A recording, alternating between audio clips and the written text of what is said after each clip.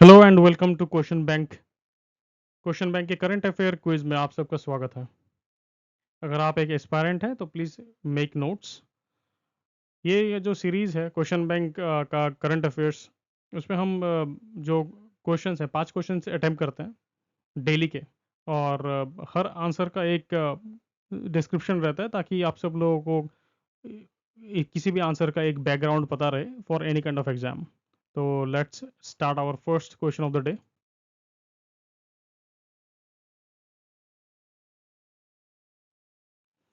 Who is the International Booker Prize 2025 winner? अगर एक answer रहा तो इसका आंसर होगा हमारा बानू मुश्ताक। और अगर बानू मुश्ताक जी के साथ दूसरा कोई नाम रहा तो वो होगा हमारा दीपा वस्ती। बानू मुश्ताक जिन्होंने हर्ट लैम्प करके एक शॉर्ट स्टोरीज का एक किताब लिखा था, it is translated in Kannada by Deepa Bhasthi. तो इसलिए मैंने कहा कि अगर एक ऑप्शन रहा तो it would be Banu Mushtaq the original the writer. और अगर दो अगर ऑप्शंस रहे तो it would be both Banu Mushtaq and Deepa Bhasthi because Deepa Bhasthi has translated the Heart Lamp. 2025 के जो इंटरनेशनल बुकर प्राइज है, बानू मुश्ताक और दीपा वस्ती दोनों को दिया गया है। And it has been given in the category of world's most influential award for translated fiction. International Booker Prize recognise करता है उनके the vital work of translation, और उन दोनों को ही अवार्ड किया जाता है 25,000 पाउंड्स इक्वली, यानी प्राइज मनी 50,000 पाउंड्स का है। तो दोनों को 25,000 ईच दिया जा रहा है। What is the maximum amount insured per depositor under DICGC in the event of bank liquidation? Bank अगर लिक्विडेट करता है फॉर एनी रीज़न, बैंक अगर अगर दिवालिया हो जाता है फॉर एनी रीज़न, तो DICGC इसके अंडर में मैक्सिमम अमाउंट कितना इंश्योर्ड रहता है? मैक्सिमम अमाउंट जो इंश्योर्ड रहता है वो है 5 लाख इंडियन रुपीज़। प्रीलिम्स के नज़रिए से इम्पॉर्टेंट है हमारा DICGC because recently HCBL cooperative bank को डाइल्यूट कर दिया गया था, सॉरी डाइल्यूट नहीं, लिक्विडेट कर दिया गया था। एंड ईच डिपोजिटर के अगेंस्ट 5 लाख रुपीज़ रहता है, बोथ प्रिंसिपल और इंटरेस्ट मिला के। ऐसा नहीं है कि सिर्फ प्रिंसिपल, ऐसा नहीं है कि सिर्फ interest, both principal along with the interest. इसका हाईएस्ट, इसका मैक्सिमम जो अमाउंट जो इंश्योर रहता है वो है 5 लाख इंडियन रुपीज़। और ये अप्लाई करता है to all the deposits held by single person in a single bank regardless the number of branches, और नहीं तो द टाइप ऑफ अकाउंट्स। कितने भी टाइप के अकाउंट रहे, कितने भी ब्रांचेस रहे, it should be a single person in a single in the same branch, sorry in the same bank. तो उसका रहेगा सिर्फ 5 लाख इंडियन रुपीज़।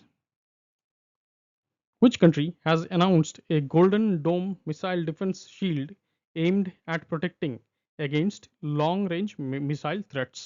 इसका आंसर होगा हमारा United states of America. USA ने एक मिसाइल डिफेंस शील्ड प्रपोज किया है जिसका नाम है गोल्डन डोम। ये एक large scale multi layered system होगा जो जिसका इंटेंशन है to protect the homeland of USA against long range missile threats from countries like, जैसे कि चाइना हो गया, जैसे कि हमारे रशिया हो गया। ये जो एम्बिशियस प्रोजेक्ट है, इसको लॉन्च किया गया है, अनाउंस किया गया है by the president of USA Donald Trump in the may of 2025, जो इंटीग्रेट करेगा सैटेलाइट्स विद सेंसर्स और इंटरसेप्टर्स। और ये detect, also it will destroy incoming missiles. On which date is the International Tea Day observed as declared by the UN? ये होगा हमारा 21 मई, International Tea Day, जिसको प्रोक्लेम किया गया था by the United Nations General Assembly in December 2019। और इसको एनुअली हम ऑब्जर्व करते हैं मई 21 को। यहाँ पे हम लोगों का दो क्वेश्चंस बनेगा।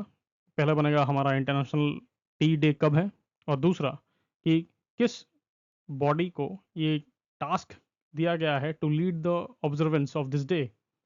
और ये होगा हमारा FAO, Food and Agriculture Organization. और इस डे को इसलिए सेलिब्रेट किया जाता है, इसलिए ऑब्जर्व किया जाता है to promote the global importance of tea और उसका सोशियो इकोनॉमिक रेलेवेंस बढ़ाने के लिए। Which Indian state has been officially declared the country's first fully literate state? The answer is Mizoram. Mizoram को डिक्लेयर कर दिया गया है the first fully literate state in India under the ULLAS initiative. ULLAS यानी understanding lifelong learning for all in society.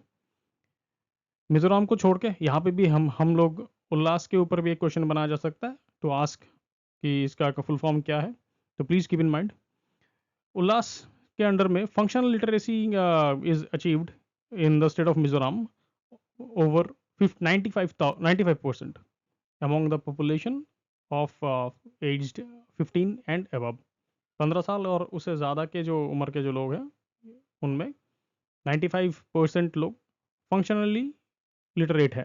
Functionally literate मतलब वो पढ़ सकते हैं, वो लिख सकते हैं और वो बेसिक अरिथमेटिक फंक्शंस परफॉर्म कर सकते हैं। Thank you for watching this video. If you like our content, please do like, share and subscribe. Thank you.